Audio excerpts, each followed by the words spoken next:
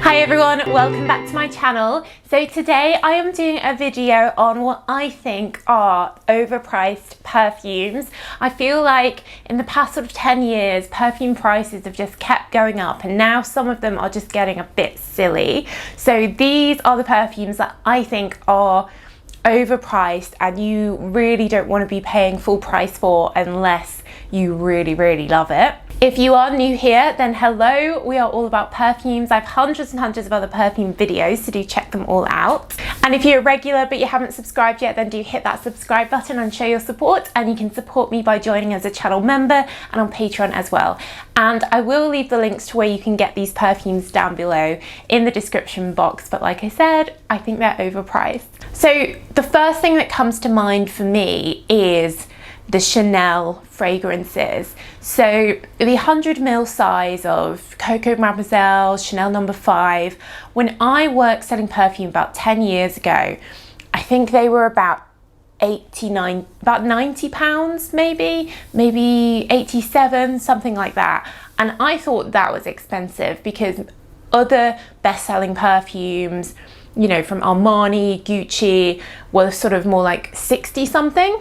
Now I just checked and the 100ml retails for 120 pounds. That is so much money, and Chanel, you never really get it discounted. Like sometimes you might get 10% off maybe, but you're never gonna see it in the sale properly. You know, you're never gonna get it half price or whatever.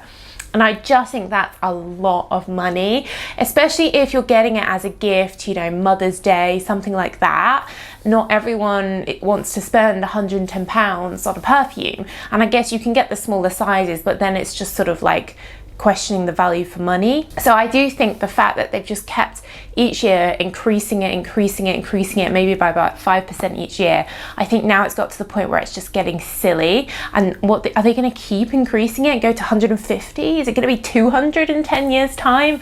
I just think it's they've dug themselves in a bit of a hole there, I guess. It's overpriced, definitely overpriced. And I guess similarly, the other bestseller competitor to Coco Mademoiselle, the Miss Dior range, which I love, are also over £100 for the 100ml, which again has been going up loads and I think is too expensive. I love the Miss Dior fragrances. There are 5 different ones, so if you got all 5, you'd be spending £500 to get all 5 of them. If you then bought all the body products and everything as well, you know, it'd be more like 700 or 800, I guess. So that's a lot for perfumes.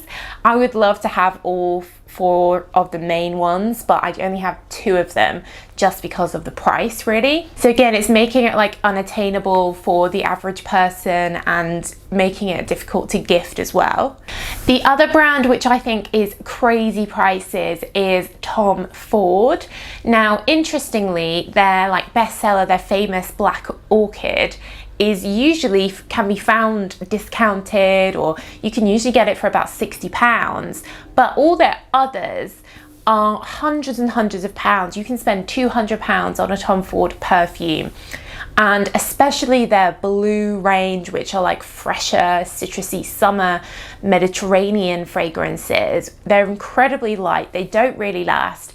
It's crazy to spend hundreds of pounds on a perfume that isn't going to last like an hour or 2.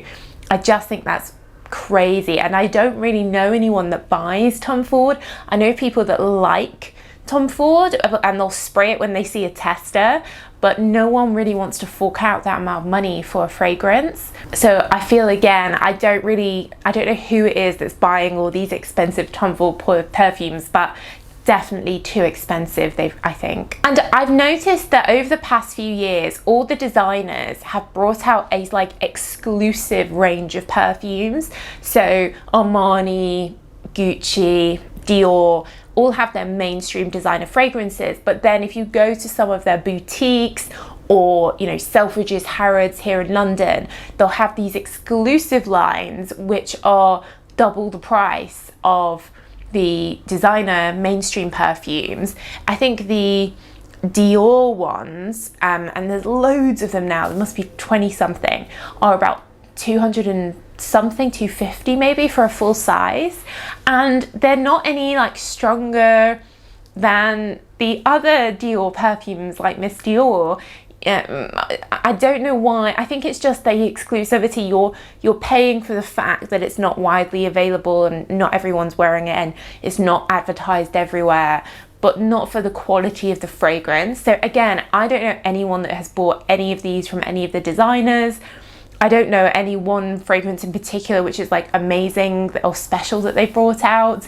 They just seem to be more just an excuse to create some perfumes that are really expensive. So I don't really get that. Yeah, it kind of annoys me a bit because I do want to try them all, but I just immediately get put off when I see that something's like £200. I know a lot of fragrance ranges that are very, very strong, like Creed and Amouage, are very expensive, but most of their fragrances are incredibly strong, incredibly good for lasting. So they're justifying the price.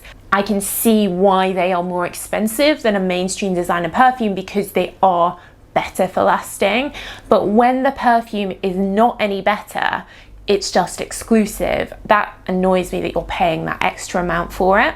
What I like is that the competitors to Chanel, Dior haven't matched their prices. So you can get, you know, 100 ml of a Gucci bestseller or Armani C or other, you know, Carolina Herrera, Good Girl, other like just as good fragrances, but you're getting them at maybe 60 or 70 pounds for the 100 ml, and they'll be discounted. They'll do gift sets. Chanel and Dior rarely do gift sets. Sometimes at Christmas there'll be ones in exclusive department stores maybe, but everyone else does loads of gift sets, and they're usually giving you free products, free minis, whatever in there. So you can find ways to get those other fragrances at some kind of discount, which I like that. I mean, it's always fun to get a discount, isn't it? And feel like you can spray as much as you want. I think if I had, you know, a Chanel No. 5 100 ml at £120, I'd be conscious about not spraying too much because I don't want to have to buy it again soon. And that kind of takes some of the fun out of it, I think. Yeah, let me know what you think are the most overpriced perfumes. Let me know in the comments down below, and let me know what's the most you've ever spent on a fragrance. I'd love to know who's spent the most on a single fragrance. So let me know in the comments down below. But that's it, guys. So thanks so much for watching as always, and I will see you in the next video. Bye.